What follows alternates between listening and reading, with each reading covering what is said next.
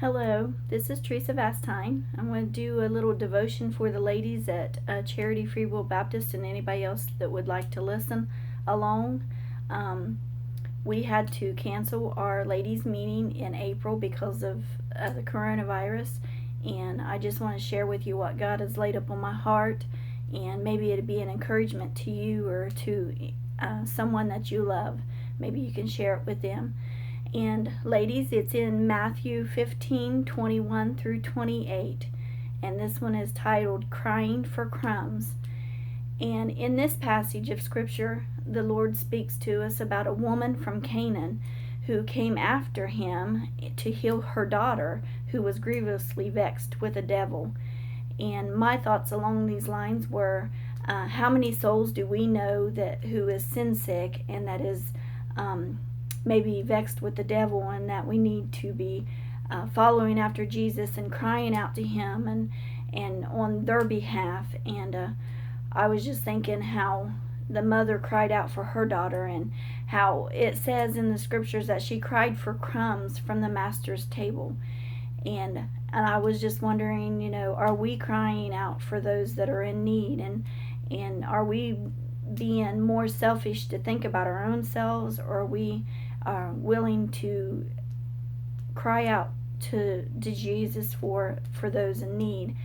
And ladies, it wasn't that the woman was, when she said, that the dogs would take from the master's table the crumbs, she wasn't crying out for food. She was crying out for the physical, the spiritual touch that Jesus could give to her daughter. And I know in this time that we're living in, the last few months, or the last month or so, the last few weeks, it's been talked about how much we're eating in quarantine and different things like that, and the comfort food that we maybe eat sometimes, and we think that's comfort to us, to our bodies, and it is. But what we need to be focused on this time in our life is the comfort food that God can give us, the spiritual food, the physical touch that we need to be crying out for him, sometimes for ourselves, but mostly for others, for their need that they have in their life. We need to stay focused and for the true important need. And I know we get caught up in the different things, how life is different now, but we can make it for the better. We can turn it around, and what the devil was meant for it to be bad for us, we can make it to be good for us through the spiritual needs and the things that we can draw closer to God with. If we don't, I was thinking, Jesus healed her daughter because of her great faith.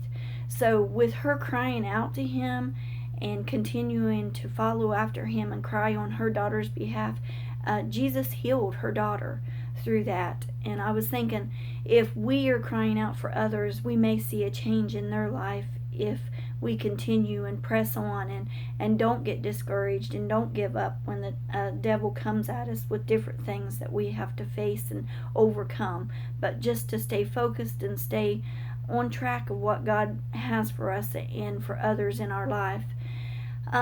And I was thinking, if we don't have any spiritual meat, then we can't share our crumbs for those in need.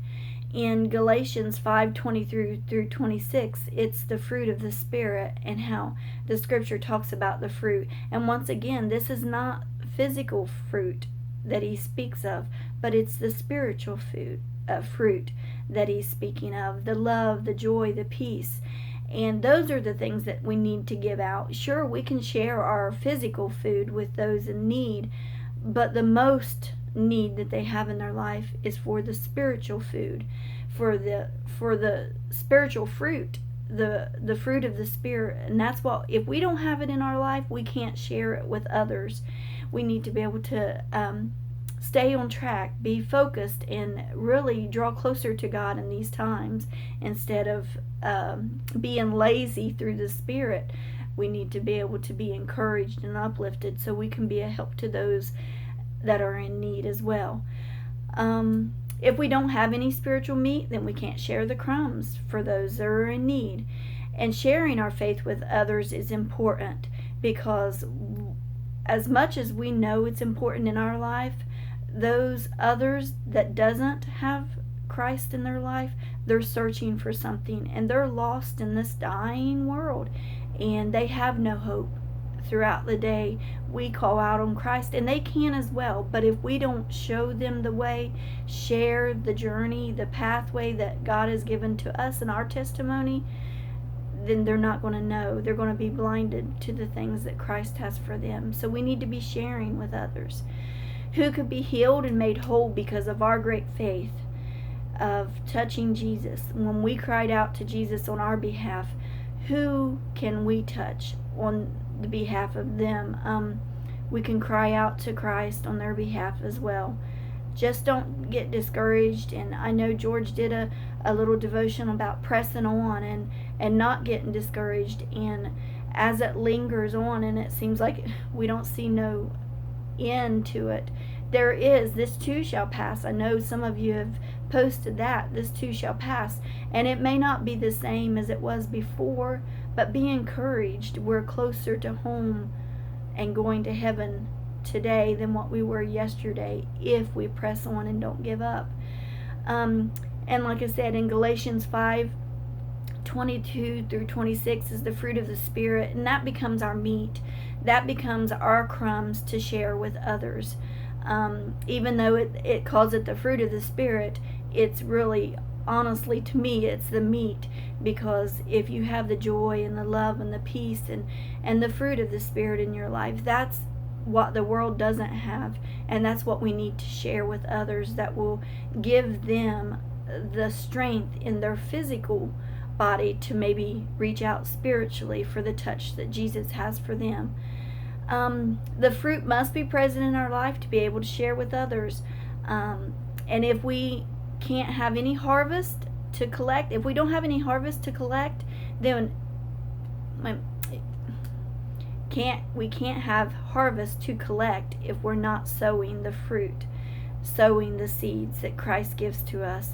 We got to be able to sow it into the life of others to be able to see the harvest and be able to gather it in, and for Christ to be able to come and see what we've done and what we've put forth to be able to bring fruit for Him. The real comfort food for us is not the physical food that we have in our pantry or what we can cook on the stove or what we can buy through the drive-thru. The real comfort food is what Christ gives to our souls to help us to grow in this time of need, help us to grow spiritually, be able to share spiritually with our neighbors, our friends. And even though that's a social distance, we can pray. We don't have to be closer than 6 feet to be able to pray for those in need. We don't have to be in the same household. We don't have to be in the same family even. We can pray for others, and we can be able to reach God and reach His throne on the behalf of those that are grievously vexed with the devil.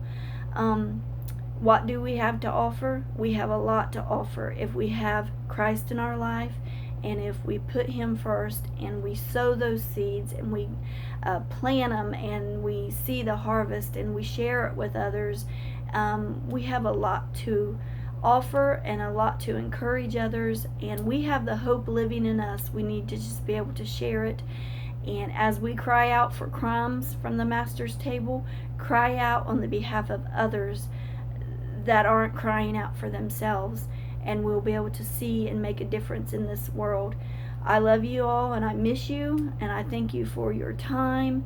And I'm sorry I'm not as professional as George, but I just wanted to do what was laid up on my heart.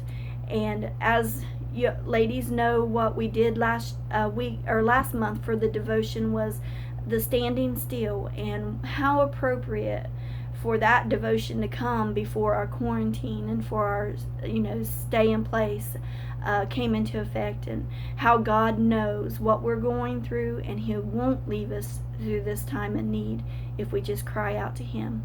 I love you and thank you, and I hope you all have a blessed day, and just remember to cry out for crumbs, to share those crumbs, those spiritual crumbs that Christ gives to us, to share with others to make a difference in their life. Thank you.